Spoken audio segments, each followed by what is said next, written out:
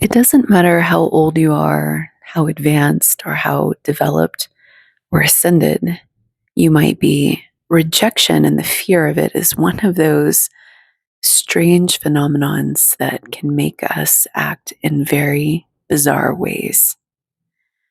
I remember I had a friend, a girlfriend, and she was much older than me.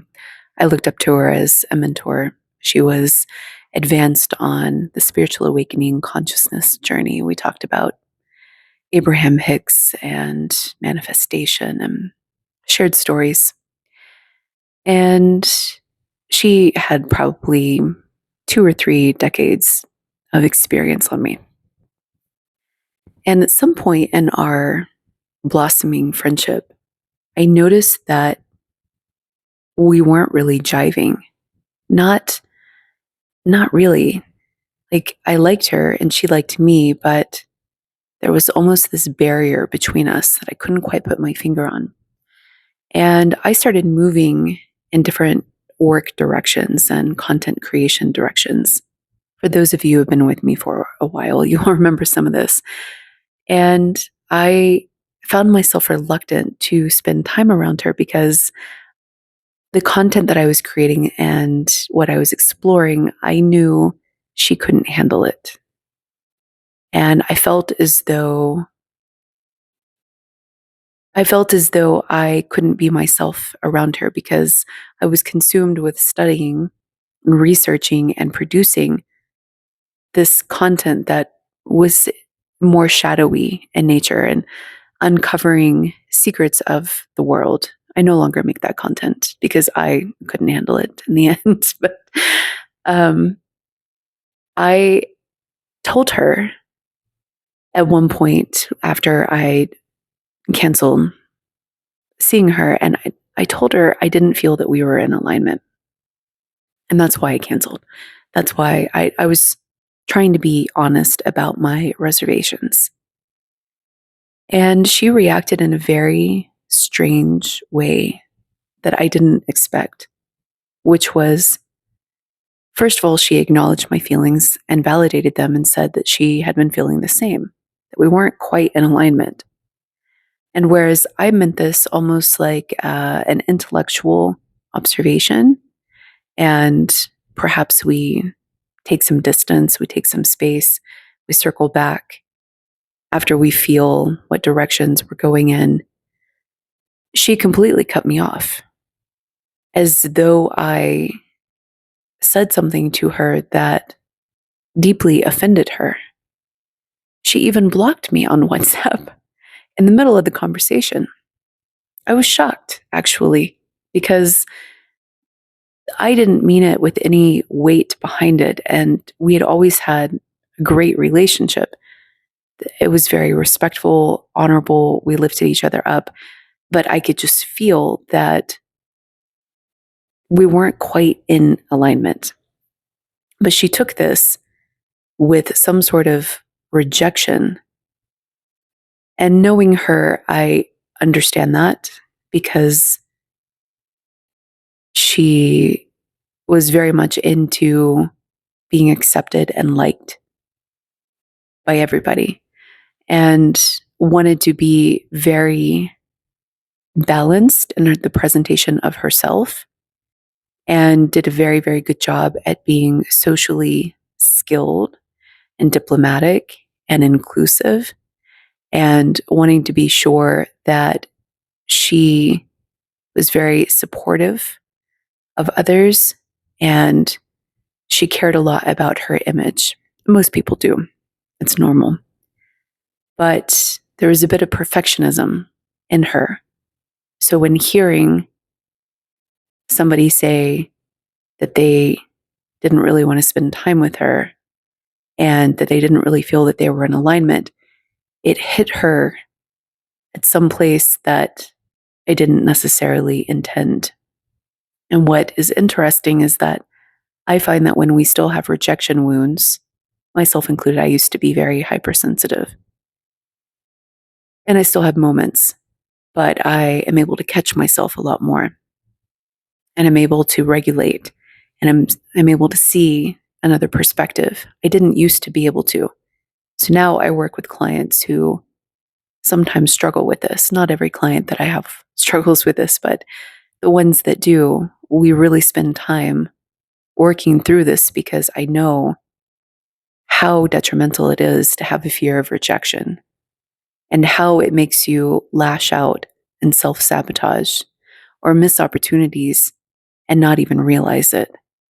Sometimes this fear of rejection can be so crippling that it will make you completely a different person. For example, recently I met somebody. I've actually known them for a while, but they've always sort of been in the almost like the side of the atmosphere. It's like if you're in your world, this would be somebody that's always on the periphery. Like you might see them in the store, you might see them around, but you don't really engage or run into them or have any mutual friends. And somehow, over the course of the last couple of years, we've seen each other very sporadically, but haven't really talked per se. But I've known who they are because I've been talking to people who will be talking to them. And so I've overheard their name and we've been in close proximity, but only very recently in the last couple of months have we gotten so close that we actually started talking and in presence of other people. And what ended up happening is that I realized that there was a soul connection with them. And I could feel that there was a very weighted soul connection, like a fated soul connection. And if you know me, if you've been following me for a while, I love these. I love these because this means that there is coordination behind the scenes to get people to meet. And this means that there's a powerful gift or a lesson. And always, in my experience, even if it's challenging, the net benefit is positive, if not life changing. So I get very excited whenever I realize that there's a soul connection of any sort present in my life. I thrive on these. I love them. I love the discovery. I cherish them. I find them very valuable. So when I realized this, I was like, oh my God, I've got to do something about it. So the next time that I prepared myself for an encounter to run into them, I brought my phone and prepared to try to switch social media information or phone number or things like that. And I only knew very little about them. I knew that they were a musician and I was actually really drawn to their music. I've only heard them play once, but it really, really struck me in a very, very deep place in my soul. And music, when I hear musicians playing, even if I appreciate it, it doesn't always strike me. And this music really struck me. And it was something that I wanted to sing along to. That gives you any indication. So I show up, the next possible encounter prepared. And I'm having to contain my excitement. I approach and I start talking about music and I ask them if they want to be music friends and if they have an online presence and da da da da da da. And they shut me down. It was like closed door after closed door after closed door. But I was able to compliment them on their music. But essentially it was like, no, I don't have an online presence. No, I don't have a social media profile of this. No, I don't really play. It's more of a hobby. No, I even invited them to play sometime to practice, but with no pressure. And they were like, it works better if it's just like a spontaneous thing by the beach. I'm like, the beach is like 8 hours away. I don't think that's happening anytime soon. So I remember kind of laughing about it and saying, okay, well, I have a busy schedule anyway. So I don't really have time for this. So it's okay. And there was this moment that I felt rejected. And I thought, okay, two things are going on. The first is I'm either the only one feeling the soul connection, or they weren't prepared for my invitation. And so I backed off and I just started becoming more receptive and more available.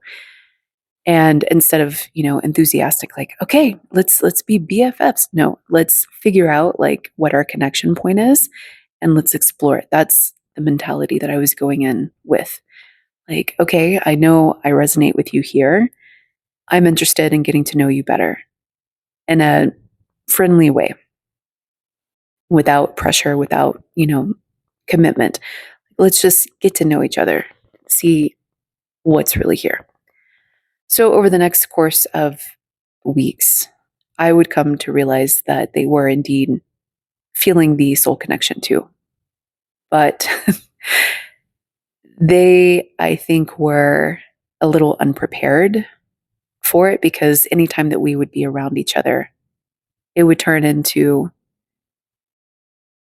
pretty much no talking between us, almost as though the mere act of communicating with each other was too overwhelming. And I understand this because sometimes when you're activated energetically around people, it can be almost like an out of body experience. And this is what I was going through at certain times. Sometimes it was so profound that I couldn't even look at them. So imagine that we enter into the same sphere and we're talking to everybody else except each other, because we can't actually process the extra level of sensation and make eye contact or hold a conversation, an intelligible conversation. So it becomes a lot easier to ricochet off of other people. But then when those other people leave, there's this dead air, and it's not quite awkwardness, but it's more of a, now what do we say? Because it almost feels like talking about the weather just doesn't suffice, but yet neither one of us really knows what to say. All of this is unfolding over the course of spontaneous encounters, unpredictable encounters. And finally, I realize that I just need to hold the space and not try to push the timing.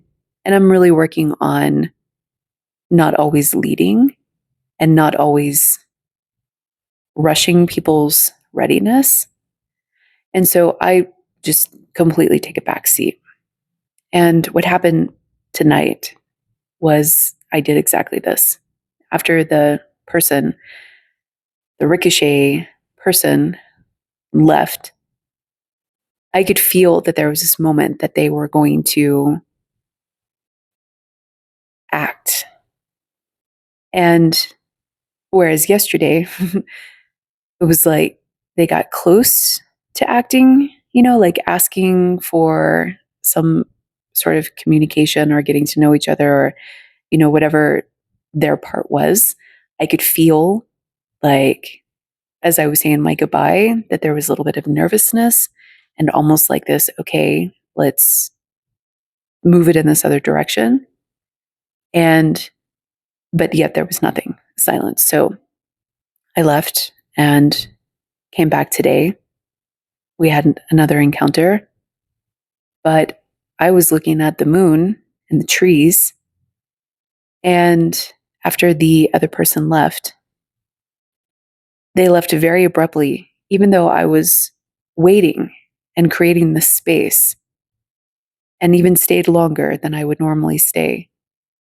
It was like there was something about my demeanor, or the fact that I wasn't making eye contact or receptive enough. I'm not quite sure. When somebody has rejection wounds, it's really hard because everything can be perceived through the lens of rejection, missing the fact that somebody's literally just sort of hanging out, waiting for you to feel ready. But they interpreted everything else except for that and reacted accordingly. And through their body language, their posture, their abruptness, I even asked if I could walk with them. And they said yes, but it was kind of they were thrown off by the whole something. So it was kind of like a curt yes. And I was anticipating that we would walk together, but there was something going on to where I was with my little one, so we were walking very slow, obviously.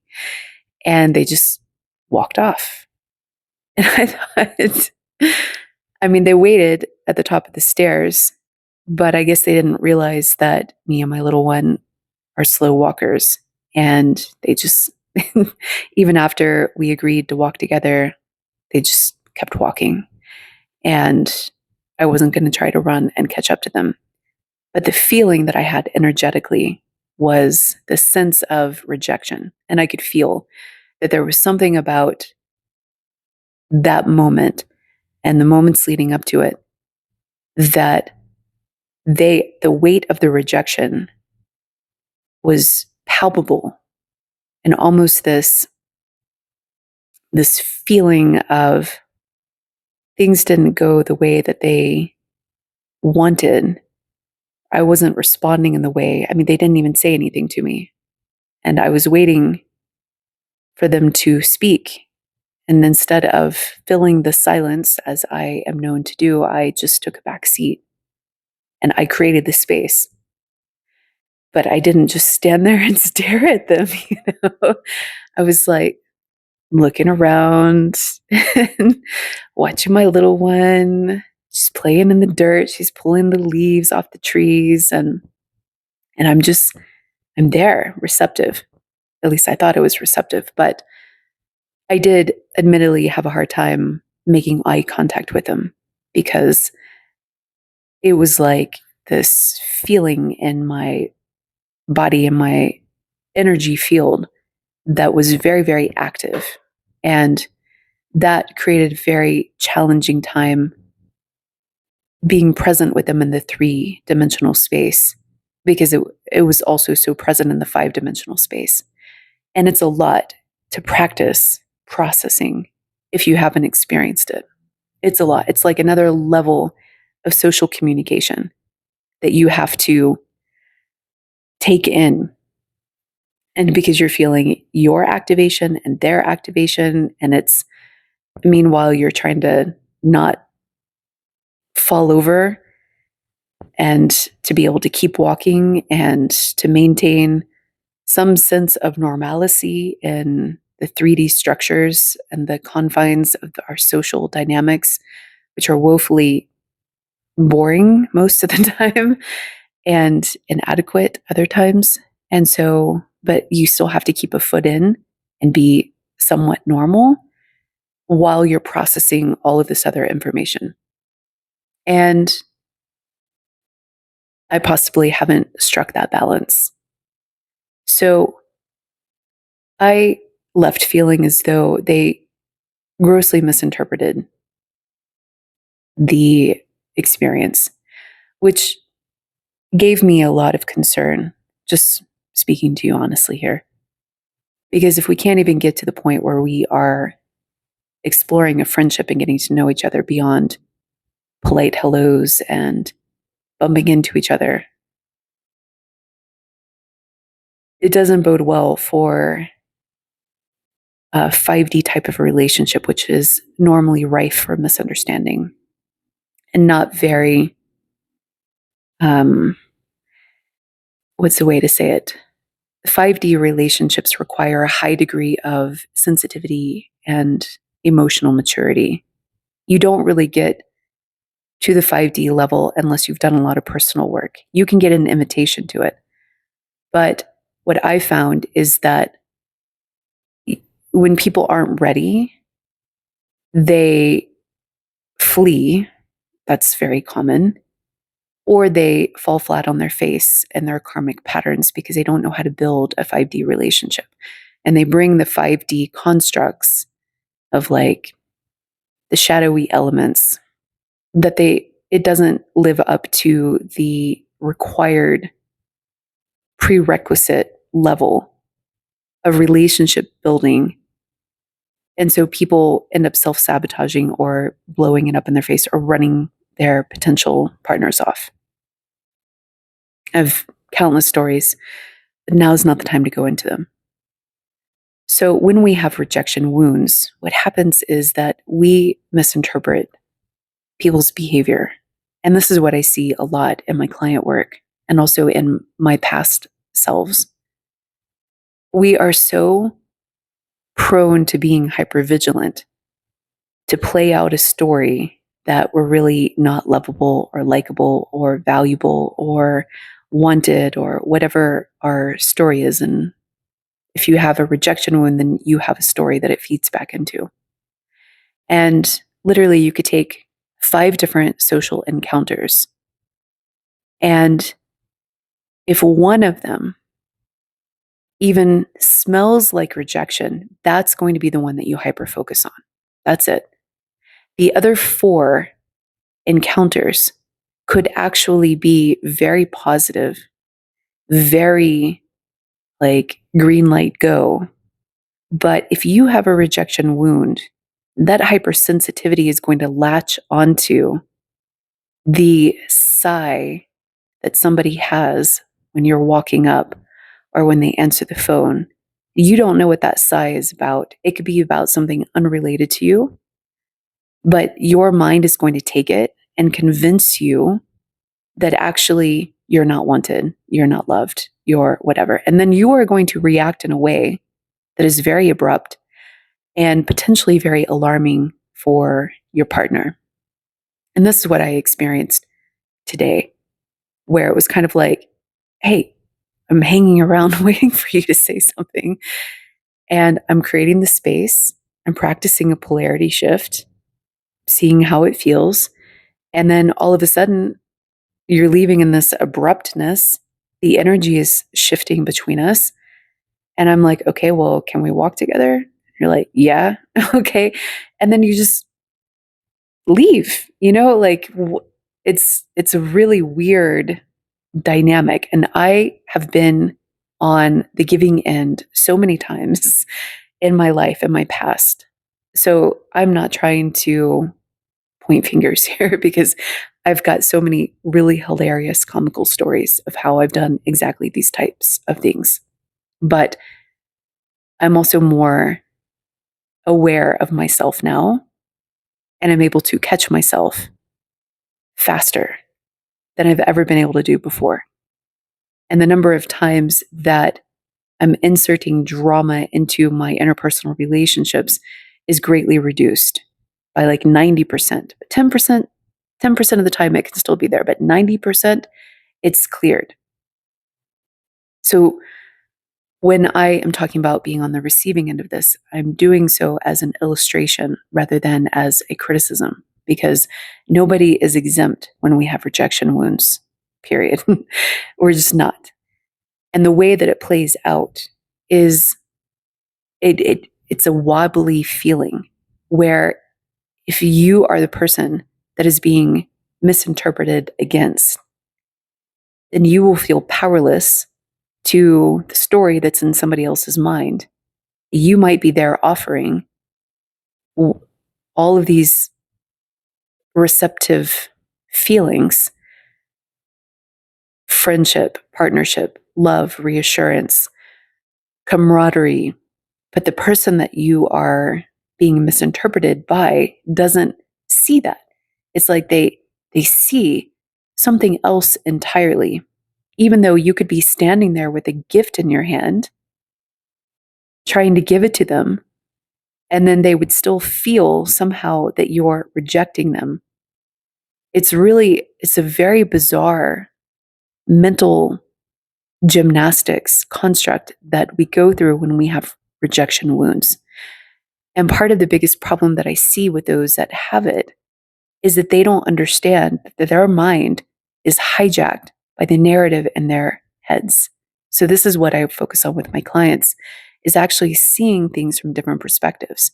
And when we are controlling a timeline or somebody else's expression or affections, and we're using that as the metric for somebody to prove their love to us, what ends up happening is that we dictate when somebody should show up, how they should show up, and what they should say when they show up. This completely, and this is so me in the past, this is completely overtaking the other person's co-creation. And so what happens is people with very, very strong rejection wounds will actually be so unknowingly controlling and domineering that eventually they will crush the potential of any partnership or union. And I'm not even talking about romantic necessarily here. I'm talking about business partnerships, client work, friendships, family relationships. Like, it spans all areas of their life. And what happens is that they will filter for those that respond to their domineering controllingness, but they will not be aware that they're controlling. In fact, when you try to ask them to reflect on their level of controllingness, they might even rate themselves as not being controlling at all. But people who have rejection wounds actually are extremely controlling because they don't feel safe unless you're showing up in the way that they deem is acceptable. And so let's say their love language is touch, and your love language is all of the other four, and you are showing them in all of the other four ways how much you love them. They will actually build a story in their mind that you don't love them because you're not physically affectionate enough. This is how it works. And they don't see all the ways that you are showing up for them. Or let's say that there's somebody that is very verbal and they like to communicate about their feelings, and they can do so very easily and very readily. And you're not. You need to take some time. You need to take some space. Well, what ends up happening is that when people have rejection wounds and they're like this, is that they will perceive that space as, oh, they're really not into me. They don't love me. They don't feel the same way. They don't da da da da da. And literally the opposite could be true, but they will be locked into the story in their mind that they're actually being rejected, all because somebody processes their emotional and verbal information differently, period. So what ends up happening is that when people have very, very sensitive and deep rejection wounds, they end up losing relationships over and over and over again, or having a failure of relationships because they don't understand how their mind is being hijacked and how they are behaving in accordance with that, creating confusion or waves or drama or preemptive rejection strikes and lashing out at people who are just trying to be there for them. So if you have a rejection wound, I encourage you to really reflect on your social situations that are perplexing you or triggering you, and asking yourself, if you are doing this, if you are inserting a preemptive strike, or if you are inserting any sort of drama or waves because somebody is not showing up in the way that you demand. And once you start to see the ways that people are showing up for you in their own expression and their own time, that is when you will be free.